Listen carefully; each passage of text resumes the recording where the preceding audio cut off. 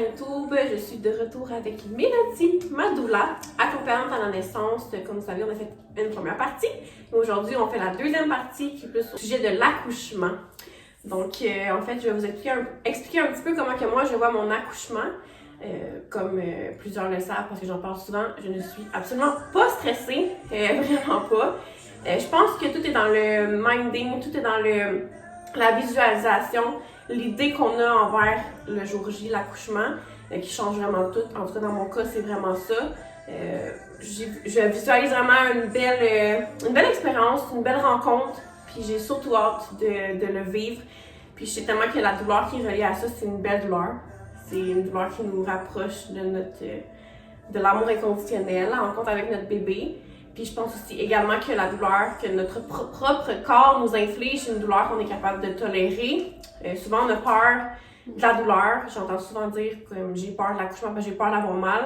Mais en fait, c'est sûr que oui, ça fait mal, mais je pense qu'on peut contrôler un petit peu la douleur avec le mental en se préparant un petit peu. Puis justement, c'est ça, en faisant de la méditation ou de la belle visualisation. Ben, tu l'as bien dit, dans le fond, la douleur, c'est vraiment une douleur qui est créée par ton corps. Tu sais, c'est ton utérus qui se contracte ou c'est ton corps qui se module pour laisser passer la place, pour laisser passer bébé. Donc, c'est sûr que si ton corps crée cette douleur-là, il va créer une douleur qui est capable de lui-même supporter. Sinon, ça va contre la logique. Sinon, il n'y a pas de sens. Mais oui, aussi, tu as parlé de la façon de voir l'accouchement, tout ça.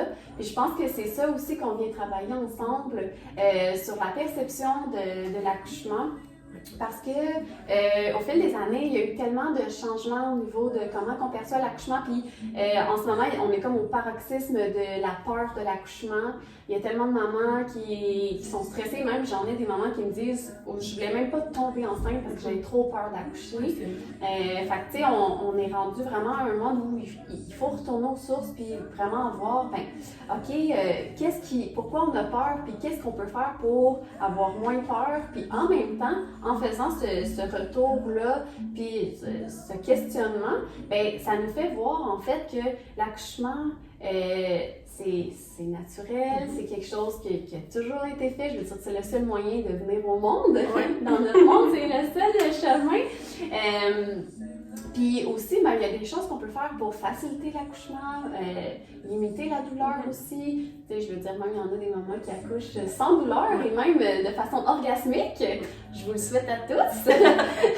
Mais, tu sais, on est carrément à l'inverse. Donc, la première question, c'est pas de dire pourquoi ça fait mal, mais pourquoi il y en a certaines qui ont pas mal du tout. Puis c'est là-dessus qu'on va se baser pour aller chercher plusieurs trucs. Aujourd'hui, je voulais aussi introduire dans le fond un peu justement la vision de l'accouchement. Pourquoi qu'on a si peur?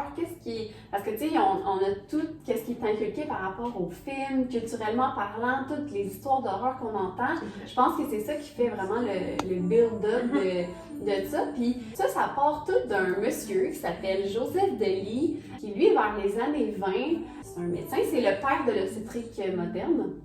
Donc lui a déterminé que l'accouchement était plus une pathologie, donc plus une maladie que quelque chose de physiologique, quelque chose de physique. Maintenant, on sait que c'est pas tout à fait comme ça parce qu'il y a des mamans qui étaient dans le coma et que leur corps a accouché toute seule. Donc on sait vraiment que c'est un processus physique vraiment naturel, au même titre que les menstruations ou la grossesse. Tu sais, la grossesse, on n'a rien besoin de faire en tant que tel, tout se fait. On s'entend quand même pour dire que tous les organes se tassent pour laisser passer, pour laisser de la place à bébé. Puis il n'y a jamais personne, moi, il n'y a aucun moment qui m'a dit faudrait que j'aille de l'aide là, pour les tasser, ces organes-là. Ça se fait tout seul. Tu sais, ça se fait tout seul, puis c'est quand même assez exceptionnel comme procédé. L'accouchement, c'est la même chose. Tout se fait vraiment naturellement. C'est ton corps qui fait tout.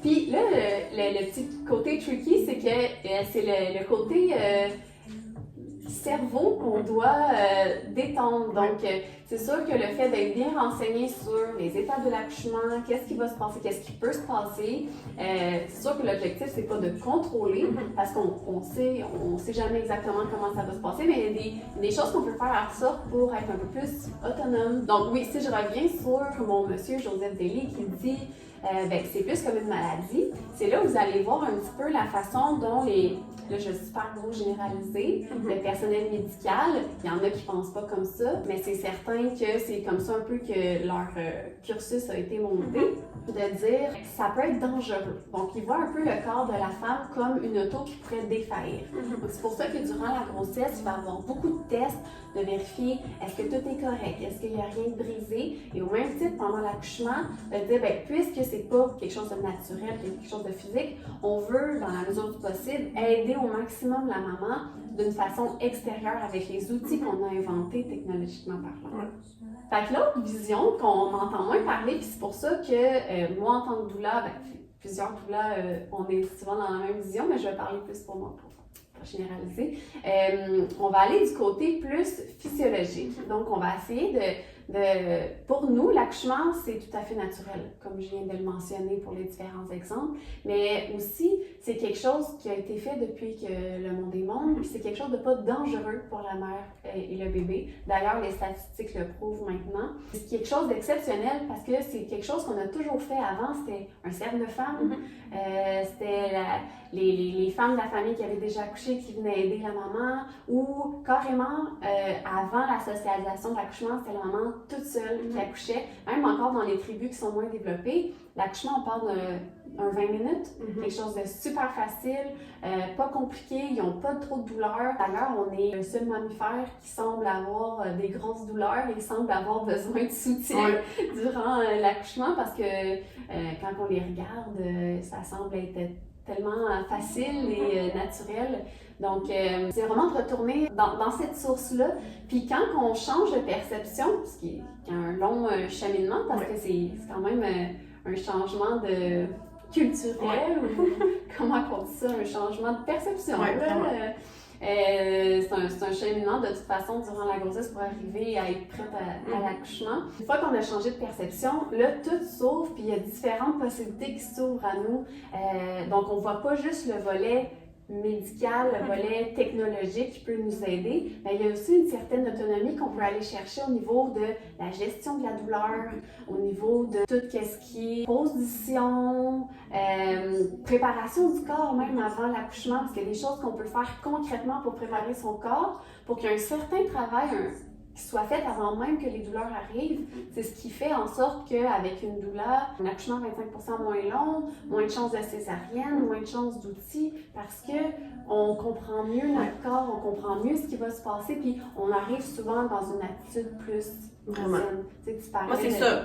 Vraiment, quand que je dis ça a changé ma vie, Mélodie a changé ma vie, c'est que vraiment, avant, ce que je pensais, l'idée que j'avais de l'accouchement versus maintenant, c'est complètement différent, puis je suis vraiment contente, puis je dis à tout le monde, il faut une douleur à tout le monde pour l'accouchement, c'est fabuleux.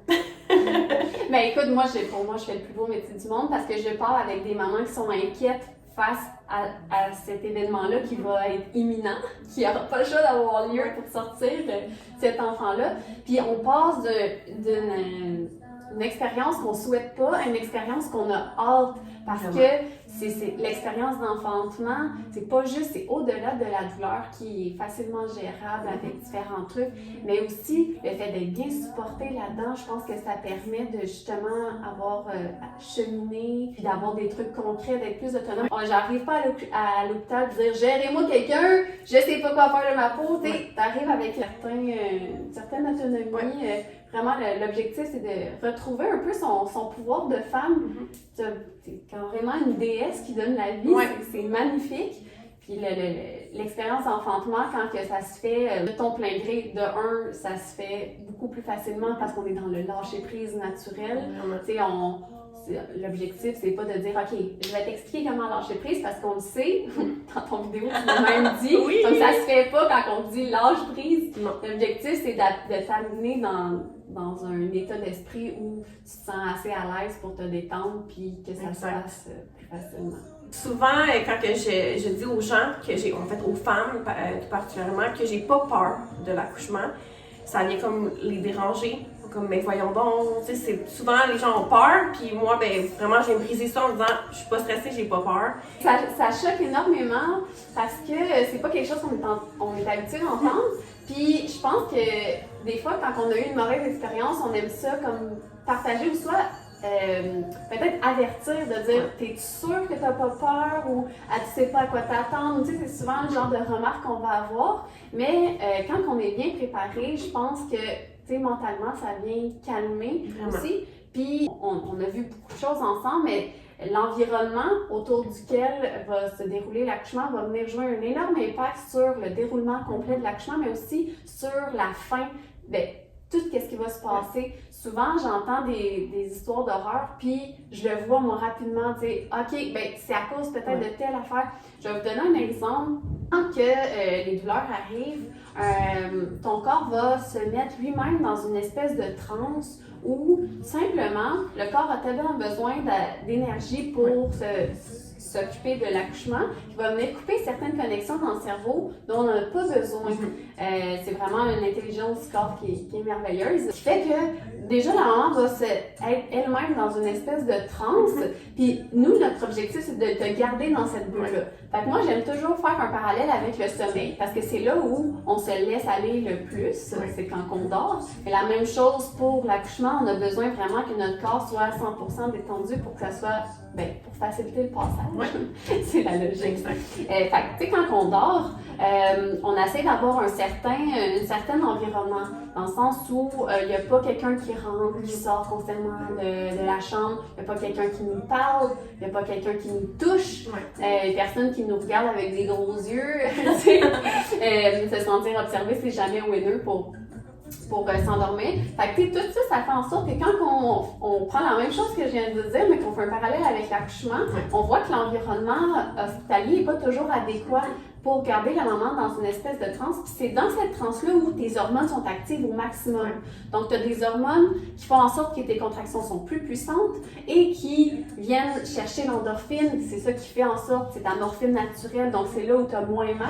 Donc, plus de contractions efficaces, ça veut dire moins de contractions finales, moins long l'accouchement, plus d'endorphine, moins de douleur, plus de concentration, meilleure expérience. Donc tout ça, c'est vraiment toute une amalgame de choses qu'on ne connaît pas. Puis des fois, juste le protocole actuel vient faire un impact, puis peut venir impacter malheureusement négativement parce qu'on comprend mal, même encore aujourd'hui, dans le milieu hospitalier, les besoins de la femme qui accouche, parce que des études émergentes qui ont démontré ces choses-là, ça prend entre 15 et 20 ans avant que ça soit appliqué au protocole. Donc, on est encore et toujours en cheminement. On apprend tous, hein? On n'est pas... c'est ça, on connaît pas tout. Donc, voilà. Conclusion à ce que Mélodie vient de dire. Le moins possible qu'on est dérangé ou qu'on reste dans notre état méditatif quand on accouche, le mieux l'accouchement se déroule bien et rapidement. Et moins en douleur. Oui. L'oxytocine! Si on en a une à se rappeler, l'hormone de l'amour, l'oxytocine. Merci Mélodie d'être venue pour parler de l'accouchement avec moi, en fait, pour expliquer aux gens davantage ta vision des choses, la vision des douleurs en fait, et vraiment la meilleure vision au monde, dans le fond. Quand on dit tout est question de perception, là, voilà, ça dit tout. Et là, souvent, justement, la perception, c'est vu comme, tu sais, la fille spéciale qui vient dire tes chakras, tu sais, c'est tellement pas ça, au final, on s'adapte à, chaque douleur est différente, mais... Ouais, mais c'est très clair, puis on dirait que c'est évident, finalement, là, que c'est ça. Que c'est ça. C'est ça. C'est évident que c'est ça. C'est évident que c'est ça. Donc, merci beaucoup d'avoir écouté notre vidéo, et on se revoit bientôt.